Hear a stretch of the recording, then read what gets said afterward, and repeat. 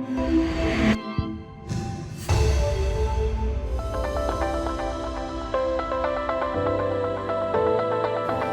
evening to everyone. Thank you so much for your presence. My name is Karla Romero, and today we present the book Artificial Intelligence and Legal Analytics by Yachay, one of the most important works about legal practice and development of artificial intelligence. Book translated and co-edited by Yachay Legal and the Faculty of Law of the Pontifical Catholic University of Peru. First, Professor Ashley will comment on his book. Then, Verónica Rojas and Enrique Sotomayor will make some comments about it. And finally, the public can ask questions or comments about it. So, I am pleased to introduce Professor Kevin Ashley, Professor of Law and Intelligence Systems in the University of Pittsburgh. He's an expert on computer modeling of legal reasoning and service-based legal issues, and co-editor-in-chief of Artificial Intelligence and Law, one of the main academic journals on the topic. Professor Ashley has been a visiting scientist at ABM Thomas U. Waston Research Center, a senior visiting fellow on the Institute for Advanced Study of the University of Bologna, where he's a frequently visiting professor of the Faculty of Law, and a former president of the International Association on Artificial Intelligence and Law. He holds a JD from Harvard Law School, an MA and PhD from the University of Massachusetts. Please, Dr. Ashley. Thank you very much, Karla. First, I have to tell you I have a cold, and I'll be coughing. I'm sorry for that. My cold got worse in the Andes. I'm happy for that, but I saw the Andes. Second, I have to tell you, judging from the size of the audience, I think I should have written a book about venture capital. Downstairs, there are quite many more people interested in that topic than this topic. But I've been amazed to see in my career of over 30 years as a researcher in artificial intelligence and law, just how popular this topic has become and how important the topic it is. I want to thank everyone who was involved with producing this Spanish translation of the book. I think it looks magnificent. It's also about an inch thicker than it is in English. So I don't know what that says about Spanish and English. Something about the density of the prose, I suppose. As I mentioned yesterday, I'm very impressed and thankful to the translator, Matthias Parmigiani, who I understand is Argentine. And I really respect and admire what he's done there. And I shudder thinking how dense the prose was and how hard it was to translate that into Spanish. As I also mentioned yesterday in my talk, the book, sadly, published in 2017, is now seriously out of date. In the intervening 6 years, the transformation in artificial intelligence and law, due to large language models and big data, is just fantastic. I didn't expect it to change that quickly. And I certainly didn't expect the large language models and the performance that we are seeing today. Renzo asked me what was my reaction when I first encountered ChatGPT and GPT 4.0, and I told him basically awe. I was in awe of it. I did my graduate studies. I got my PhD rather late in life. I was a lawyer a big law firm in Wall Street. Didn't particularly like that and decided to do something different, and I ended up going into the field of artificial intelligence and law, and I met my advisor on the first day that I enrolled at the University of Massachusetts. And she advised us, and us graduate students, don't touch natural language processing with a 10-foot pole. You'll never recover. You'll never finish a dissertation. But now, you can't avoid it. You have to embrace it. And sad to say, for the graduate students who are 1 or 1.5 years into their projects, or 2 years into their projects, they're scratching their heads and wondering whether that dissertation will be relevant in just another year or year and a half.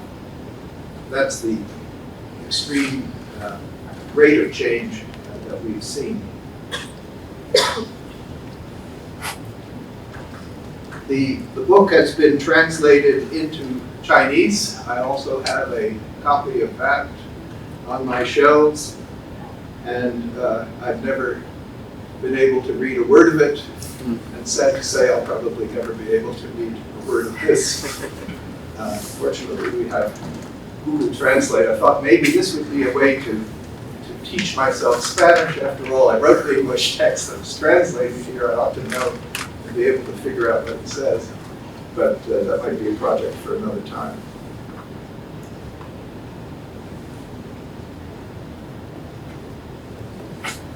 I asked myself, would I write the book in the same way today as I did back in 2017, given what has happened with respect to generative AI?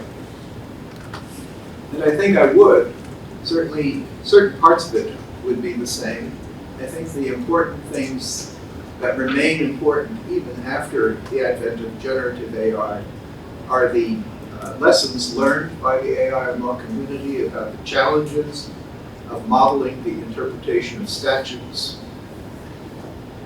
the invention of argument models, and the extensive work on developing case-based argument models, complete with argument schemes, I talked about those yesterday, legal proof standards for evaluating arguments, and crucially, domain models for areas of law that represent the legal rules, the issues in the legal rules, the values underlying the legal rules, and the factors, those stereotypical patterns of fact that generalize the facts of cases in a way, and the factors, these patterns, strengthen one side or another in a particular kind of legal play. And it's these things that I believe are still important as we figure out the answers to two pressing questions. One is, what roles, if any, will such models of legal argument play in an age of generative AI?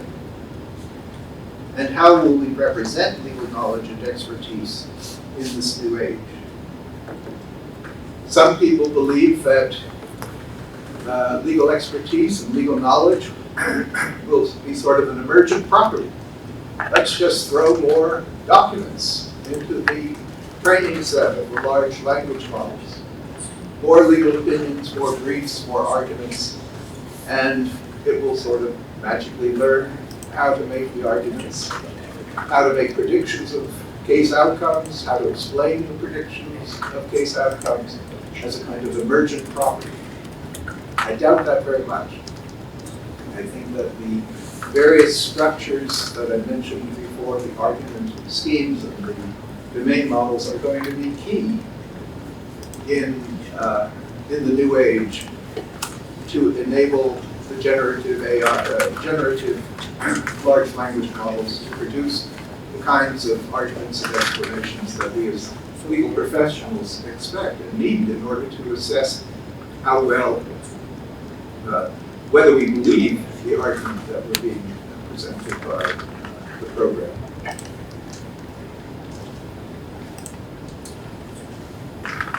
I'd like to turn to one of the puzzles in my 30-plus years in AI and law. Why have there been no computational models of civil law legal argument? I'm in a field where the large majority of researchers, whether they're computer scientists or law professors, are from civil law jurisdictions. People like Giovanni Sartor, for example, from the University of Bologna, and his colleagues. Guido Governatore, one of his students. Over the years, they've been almost completely from civil law jurisdictions. And yet, they focus, when they come to build a computational model of legal argument, they focus on common law, case-based arguments and cases, and the way in which we argue with cases in common law jurisdictions. I don't know the answer to it. I've had graduate students well-versed in civil law, like Matthias Grabmeier, who was a graduate from my program 2 students ago. He's now at the Technical University in Munich.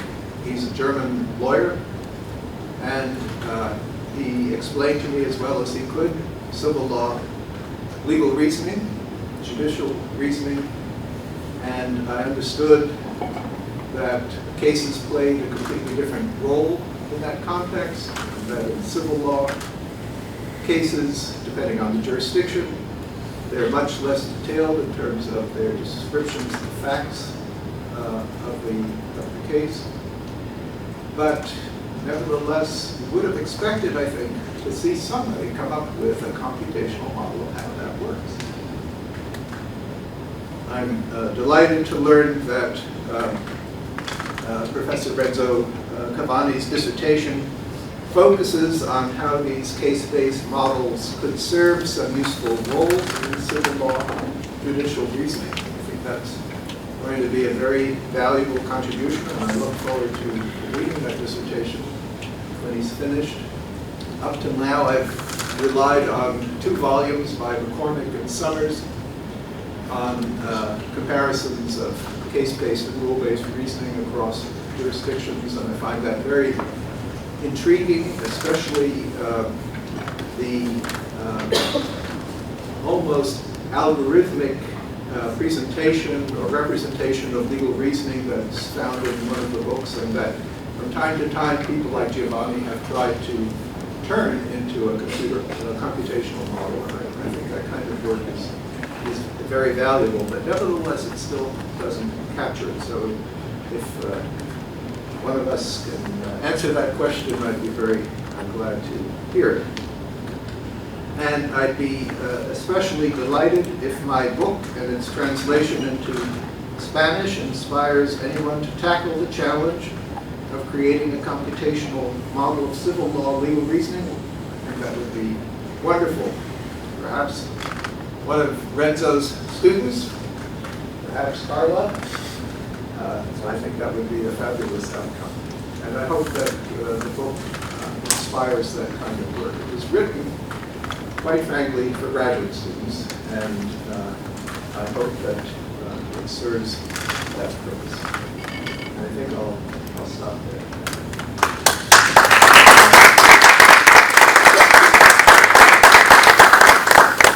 Thank you so much, Professor Ashley. Continuing with the program, we have the comments of Professor Verónica Rojas. She is Auxiliary Professor in Pontifical Catholic University of Peru in the area of Administrative Law. She is the head of the Public Law and Corporate Governance Research Group in the same university, where she is also the Director of the Data, Artificial Intelligence, Innovation and Digital Government Lab. She is a founder member of the Ibero-American Center of Public Law and Technology Studies. She has been counselor in several public entries and the judge of Peruvian administrative courts. She also has a master's degree from Ortega and Gasset University Institute. Please, Professor Rojas. Okay. Thank you, Karla. Thank you, Professor.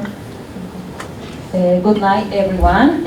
Thank you for being here tonight. I am deeply grateful and honored for the opportunity to be here with such remarkable colleagues. I'm impressed. The book introduces the concept of artificial intelligence and its application in the field of law.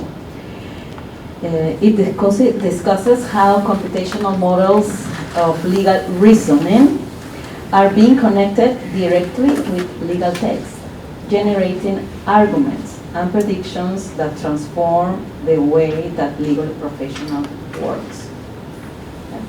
It is very important, because the book begins by discussing the limitation of traditional methods of legal analysis, which rely on human interpretation of legal text.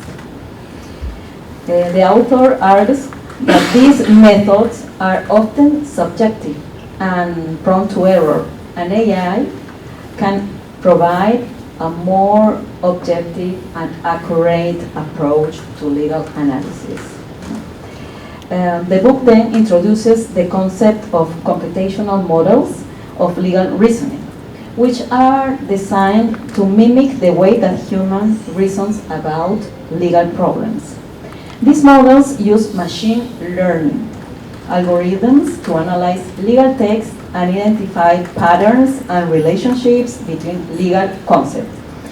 Mr. Ashley then discussed the challenges of connecting these computational models with legal text. He notes that legal texts are often complex and difficult to interpret, and that the reliability of human annotators is an upper limit on the success of machine learning contests. Also notes that some legal concepts are not explicitly stated in legal text, and that it can be difficult to infer this concept for the text. To address these challenges, the author proposes the use of ontological associations, which are relationships between legal concepts that are not explicitly stated in legal text. He argues that this association can be used to supplement indirect inference and help machine reason with built-in knowledge of legal concepts. I think overall the book provides a comprehensive overview of the application of AI in the field of law. The author provides a detailed analysis of the challenges and opportunities of connecting computational models of legal reasoning with legal text, and the book brings strong arguments that these models have the potential to transform the way legal professional works.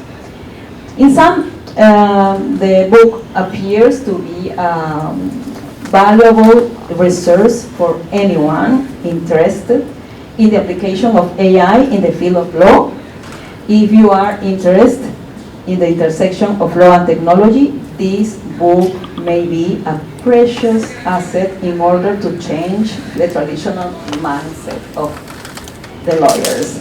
Finally, I would like to take advantage the presence of Mr. Ashley, the professor, and I would like to comment that I found interesting to note today that since December 1st, the Eastern District Court of Texas required to lawyers to verify the content of the documents presented at the court, using generative artificial intelligence. Last week, the Fifth Circuit of the Federal Court of Appeals proposed an amendment to the compliance certificate, a kind of declaración jurada, that would require lawyers to declare whether or not they use generative AI. If yes, they must declare that the information has been validated and approved by a human before use it. Okay, so this would be the first time such a measure is implemented. And as part of the approval process in the USA, they will accept comments until January 4th next year. Professor, actually, we read a few months ago in New York Times that a lawyer faces serious trouble for using incorrect information provided by ChatGPT in the defense of a client in a case with Avianca. This is the question, no? Could the measures mentioned before be a response to that incident? And we will highly appreciate if you have any thoughts to share. In fact, we believe that transparency is very important for a responsible ethical use of generative AI, especially when human rights are involved. This is the first question. The second question is if in your perspective the LLMs could improve the legal task even more, and if you have the opportunity of assess and measure the effects on quality and efficiency in legal tasks using AI, using your work. Okay, thank you.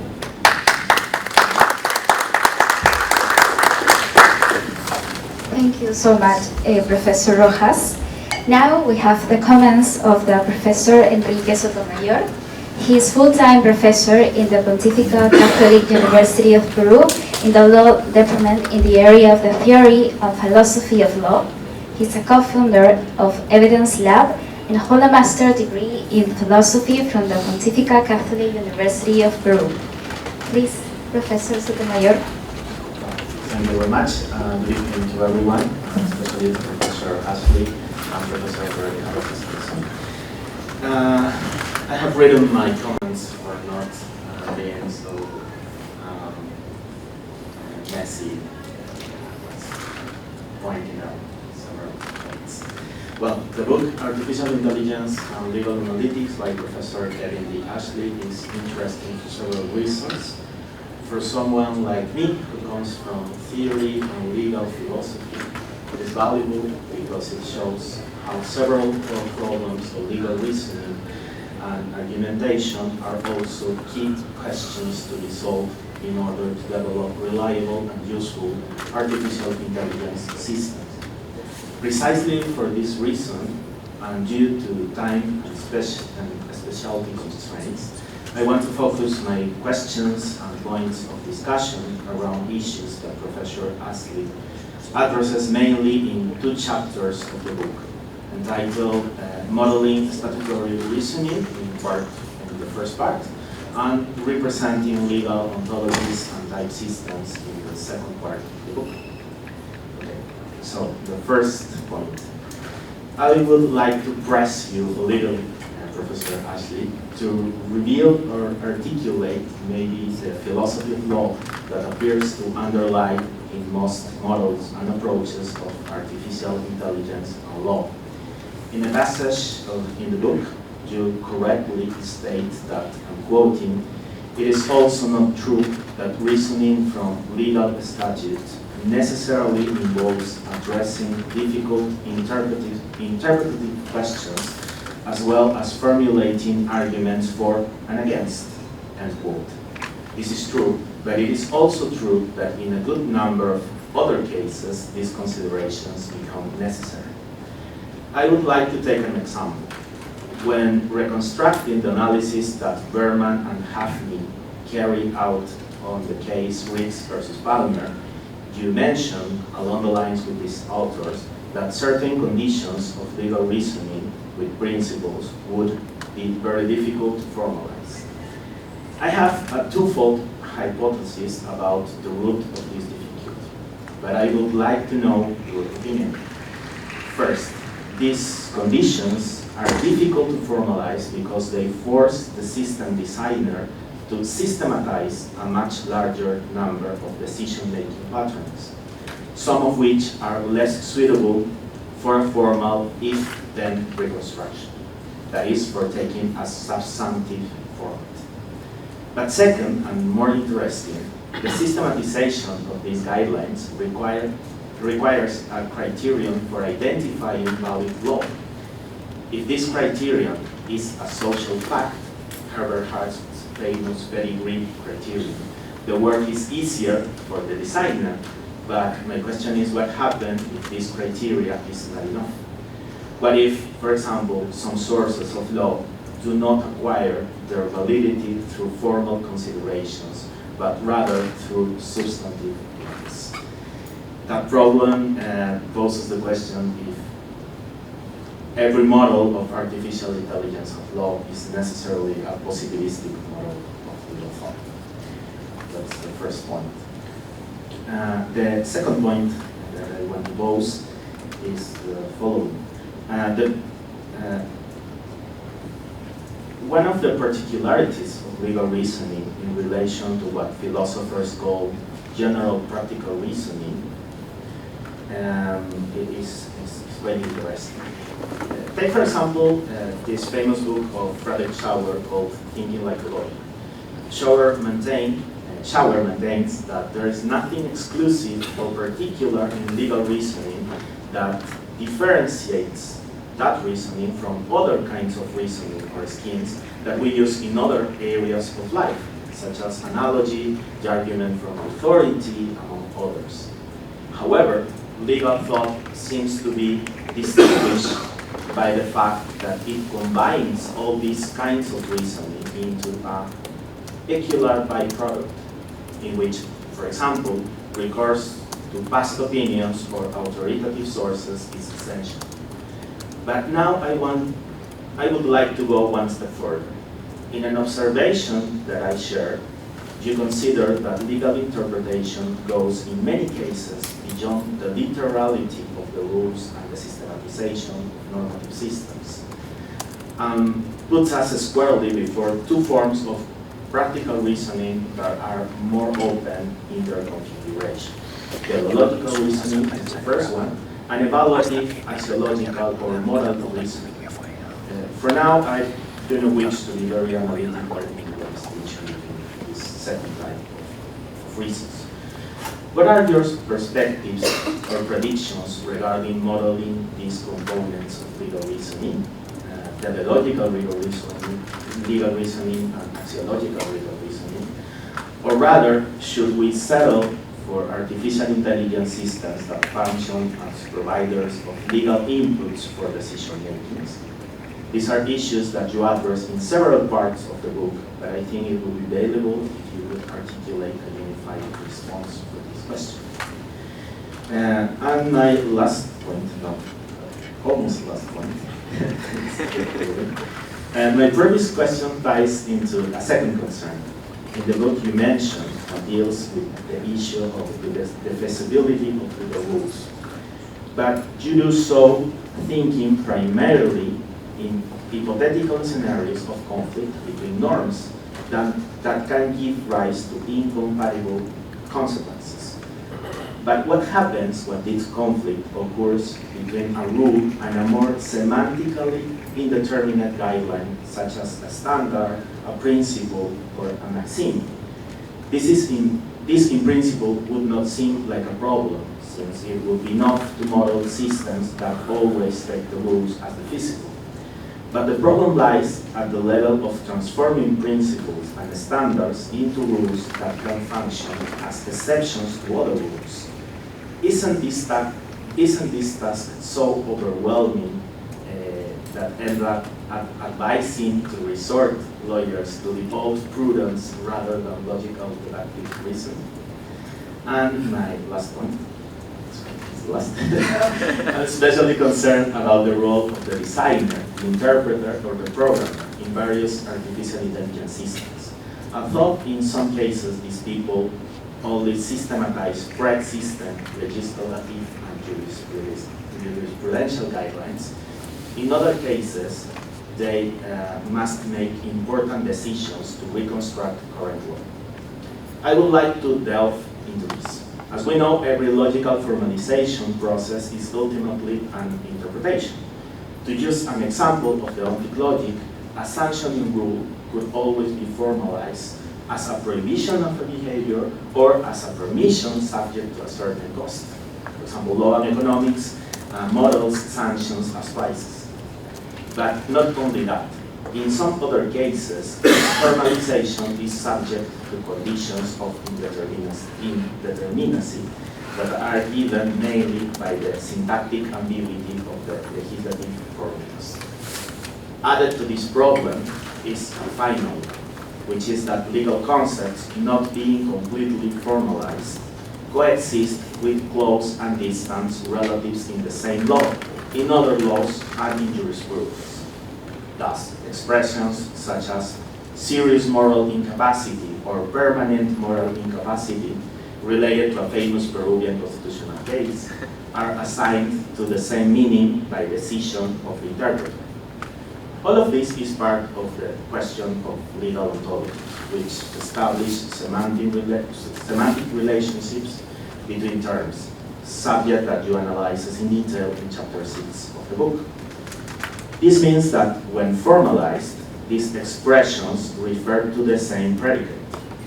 All of this is part of the technical issue involved in moving from natural language to technical language first, and then to formal language.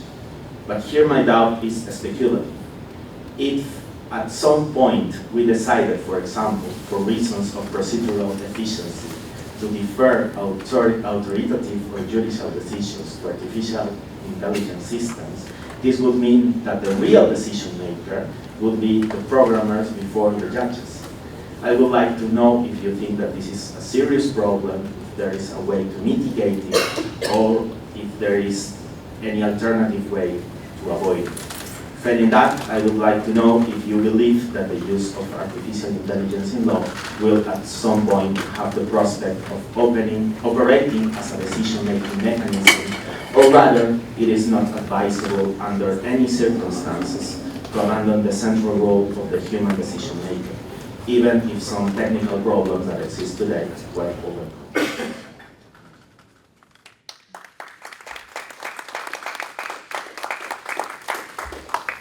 Thank you so much, Professor Sotomayor, for your review about the book.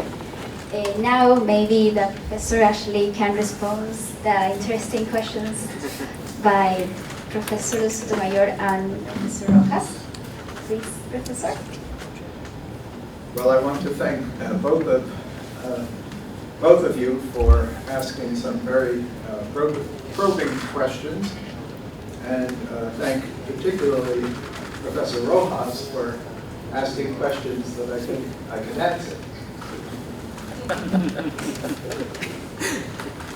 Yes, I do think that I didn't know about the Fifth Circuit's actions, and I'm glad to learn of it, but it would not surprise me at all to learn that it was in response to that particular incident that you described, which has been recited in continuing legal education courses across the country.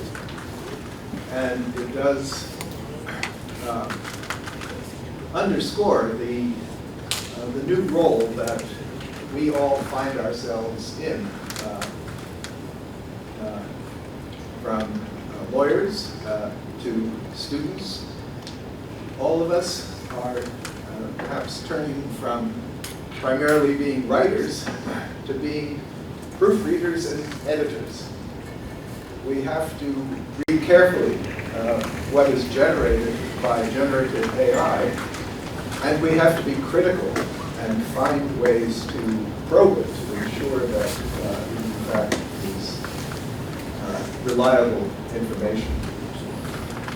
I think that the generative AI is a valuable tool. I think it will become an invaluable tool fairly quickly, although there will be a transition period. I think of a course that I teach in artificial intelligence and law to a combination of graduate students and in engineering and computer science and law students. And a number of these graduate students are from China. They're very smart, but their English writing skills are not quite up to what they would like. And so when they prepare something for submission in the course, they create a set of bullet points and they pass it to GPT and it fills in the national language text and I can read it. And I actually encourage this kind of activity, although I insist that they disclose what they're doing. Like the Fifth Circuit there, so I'm glad I'm in good company with respect to that.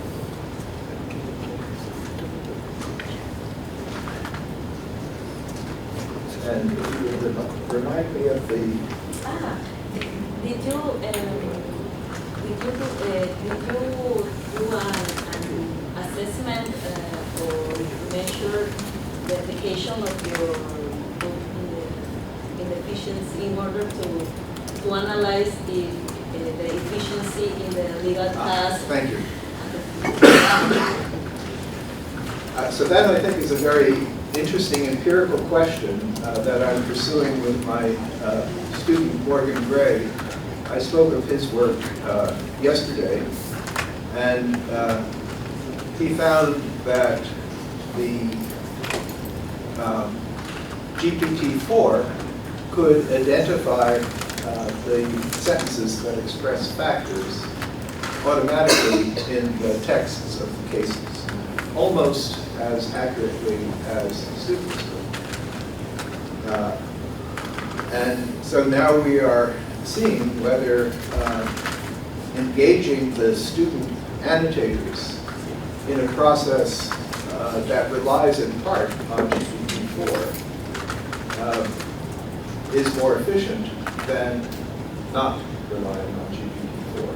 So for instance, there are a number of ways one can do this, but one is one has GPT-4 present the sentences and its judgment as to whether it expresses a factor and which factor it expresses. And we basically have the students deciding whether it's right or not. And the second approach is to have GPT-4 identify the sentences that look factor-like, and thus focus the students on the most likely sentences to be factors, and then have the students deal with them. And we don't have the data yet to answer the question, but that's one of the kinds of interesting empirical questions that the new technologies present. It's also an interesting question from the point of view of student learning. We've used annotation as an educational tool to sensitize the law students to the sorts of sentences and factors and evidence that would be important as they read these long cases. An odd kind of reading task that when they begin, they're not familiar with. And we've shown some proof of their learning from this activity. When we bring GPT-4 into it in some ways, it changes the cognitive setup in a way. We want to confirm whether they're still learning that way, or maybe it's some combination of these that would be useful.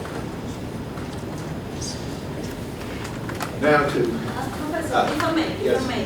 In the context of the generative AI, LLMs, GPTs, the recent executive order on safe, secure, and trustworthy AI in USA,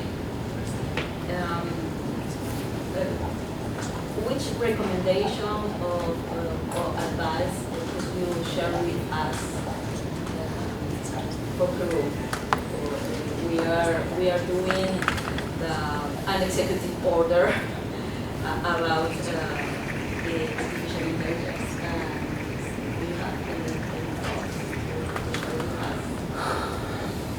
thoughts? I'll try to answer that and also address some of your points, Professor Sotomayor. I think it's essential to focus on artificial intelligence as a tool, and essential to focus on the use case of that tool. We're not attempting to build these programs in general as models of legal reasoning for purposes of philosophical investigation. We usually have a specific and rather concrete use case in mind. And thus, one should evaluate the tool in the context of that use case. The use case indicates the extent of the risks. And I was impressed by yesterday's talk by the professor who was speaking from Germany about the EU's approach and the triangle or pyramid of risks and risk types, which I think makes sense, although as I think she pointed out, sometimes it's very difficult to label the risk type that's involved. But at least it provides a framework. And in general, when you confine yourself to that framework of a tool satisfying the use case, you can sidestep many of the philosophical objections that you have. So that's, I think it's very important to do that. I have been thinking for a long time about a computational model of practical ethical reasoning. And my second PhD student, Bruce McLaren, built a program called Sirocco.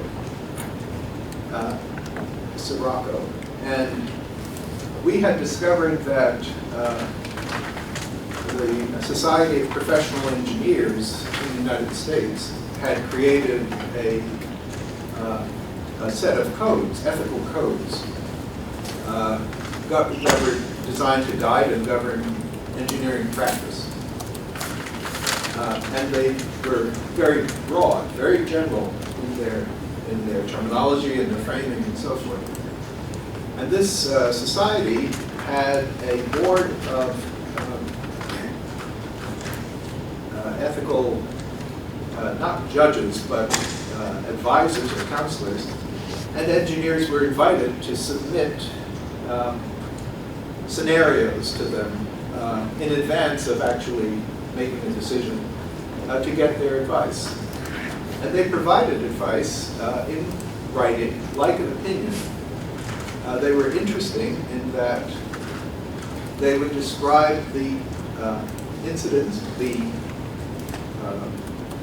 occurrences in the fact situation chronologically, and they would identify which code principles were involved at any given point and what the outcome of that analysis would be. So there are these very general principles and these rather specific fact scenarios and some experts who are making connections between them.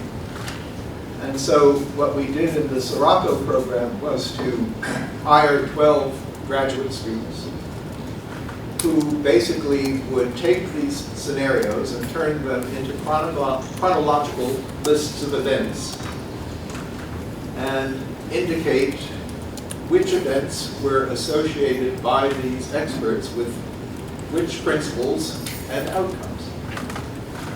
And to deal with the matching problem, we had to devise a limited language, connecting to your interest in the ontologies, a limited language so that it had to be expressive enough that they could describe these events, but limited enough that they would describe them in more or less the same way in different scenarios, right? So it was a kind of generalization. And then basically we just recorded this kind of information And then when a new fact situation was considered and entered as a list of events, it would retrieve the most similar, the most relevant prior cases and present them as relevant and useful for the engineer. And I think that's as close as I've come to dealing with practical ethical reasoning. I liked it because it did not involve factors, stereotypical patterns of fact that strengthen or weaken a side's conclusion. It kind of allowed the experts' opinions, if you will, to guide this connection between the principles and the facts. And in discussing this with Renzo yesterday, it occurred to me that today with GPT-4, the program has a much greater ability to assess what sentences are similar. And you don't have to have a limited language anymore. That you could get the program, the GPT 4.0, to tell you what the matching sentences are. And I'm excited to go back and take Sirocco off the shelf and try it, which is another of the interesting opportunities for empirical exploration and experimentation that the new technology has. So I think I'll let you tell me what I haven't. I don't think I've answered any of your points here, but I was thinking that part of the book in which you reconstruct the model of McCormick and Summers, yes, how the interpretation of aesthetics work. And you reconstruct it like an algorithm. yes. The first step is to interpret in a literal way. If this doesn't work, if it's insufficient, you go to a systematic review for interpreting, and if it doesn't work, you go to teleological reasoning. Yes. Yes. Other languages. Yes, and of course, there I'm basically just parroting what McCormick tells us, right? But it was so interesting to me that he told it to us in that way. It was a kind of step-by-step procedure, which of course is valuable in the computer science context. And one could see how the various computational models of argument that we have developed in the AI and law field over the years could be sort of plugged in. I also like the fact that McCormick was telling us this after a rather extensive empirical study comparing civil law jurisdictions and common law jurisdictions. So I like that and hope that that will someday be okay. I also am sensitive to the issue you point out about avoiding situations where it's the programmer who is providing the legal interpretation. But there are contexts where that might be reasonable given the use case and the limitations of the risks in that context, right? Yeah. And so only if you're really careful about the use case could it be a good thing to do.